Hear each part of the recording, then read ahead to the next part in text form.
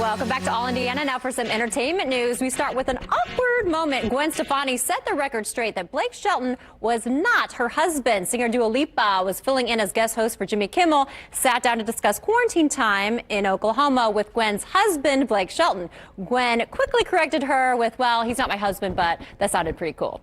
Zac Efron is returning to Disney. The actor is reportedly set to star in Disney Plus's remake of Three Men and a Baby. The 1987 movie starred Tom Selleck, Steve Guttenberg, and Ted Danson living a bachelor lifestyle in New York until an infant girl arrives at their doorstep. The script is written, but no director has been named just yet.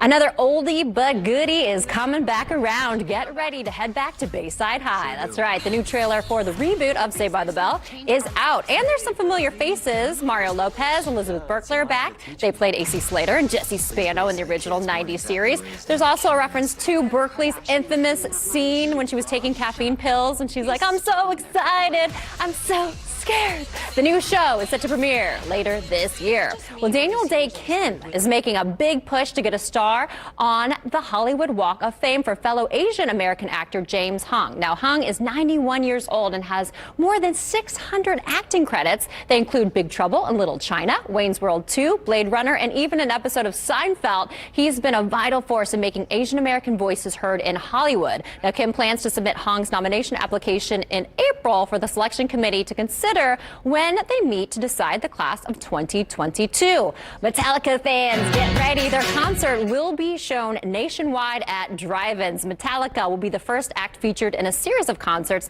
that'll be shown at drive-ins across America, North America mainly. Metallica will film a full concert that'll be shown as part of the Encore Drive-In Nights series on August 29th. Now, each ticket purchase will come with 4 downloads of Metallica's new S&M 2 album with the San Francisco Symphony. Details can be found at EncoreNights.com. Well, an over-the-top flick called Max Reload and the Nether Blasters is among a trio of movies out now on DVD and Blu-ray for some of your viewing pleasure. Let's see, Rick DiMangello has a preview. Last night, rock and roll meant nothing to me. By midnight, it was the most important thing in the world. Beanie Feldstein goes full British in How to Build a Girl. The coming-of-age comedy finds Feldstein's character reinventing her teenage self to pursue her dream of becoming a writer.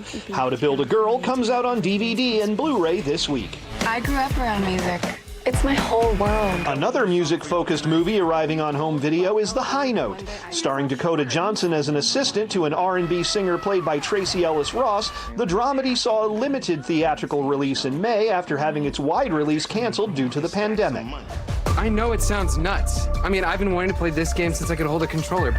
The movie hitting home video this week with arguably the most fun title to say out loud is Max Reload and the Nether Blasters. The flick follows a video game store clerk who must become a hero after a cursed video game cartridge unleashes an evil force in the real world. Reload was partially funded through a Kickstarter campaign and features Greg Grunberg and Kevin Smith, along with the voice of Will Wheaton among its cast. Nerding out in Hollywood, I'm Rick Damigella.